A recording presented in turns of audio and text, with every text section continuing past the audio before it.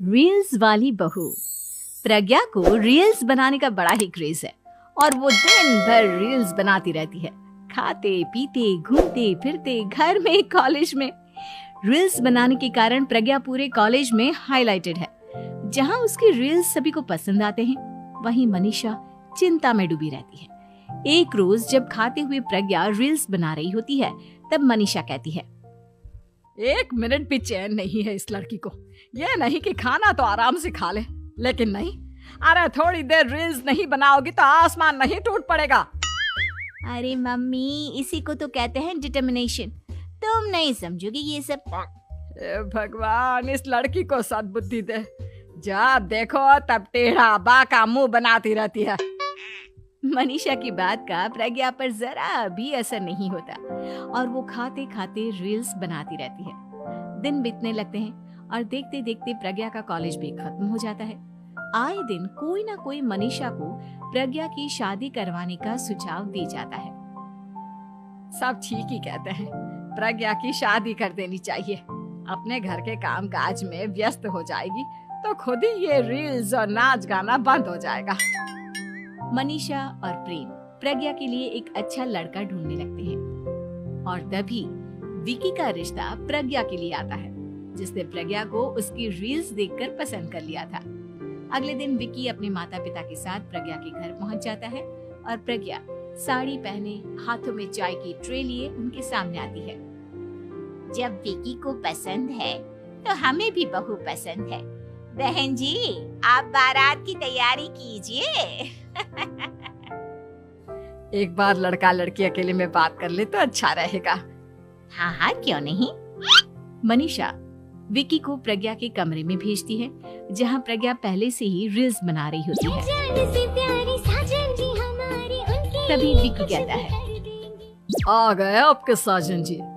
हमारे साथ ये रील्स कंप्लीट करती तो और भी अच्छा रहता। अच्छा जी, अब आ ही गए हैं तो बना ही लेती हूँ आपके साथ। दोनों मिलकर रील्स बनाते हैं। जब वी मीट और तुरंत पोस्ट भी कर देते हैं। फिर विकी कहता है, जब आप साड़ी में चाय लेकर आई तब मुझे लगा कि कहीं मैं गलत घर में तो नहीं आ गया। अब सही है। दोनों की शादी पक्की हो जाती है और शादी के दिन भी प्रज्ञा रील्स बनाने से चूकती नहीं। यहाँ तक कि बारात के समय भी नाचते हुए रील्स बनाती है। सभी लोग प्रज्ञा की तारीफ के पुल बांध देते हैं और प्रज्ञा नाचती गाती अपने ससुराल चली जाती है। सब कुछ अच्छा चल रहा होता है। प्रज्ञा यहाँ भी दिन भर हर चीज की रील्स बनाती रहती है। लेकिन कुछ दिनों के बाद जब सुनीता कहती है, बहू, ये रील्स के साथ साथ कुछ काम भी कर लिया करो। वैसे तुझे और क्या क्या बनाना आता है?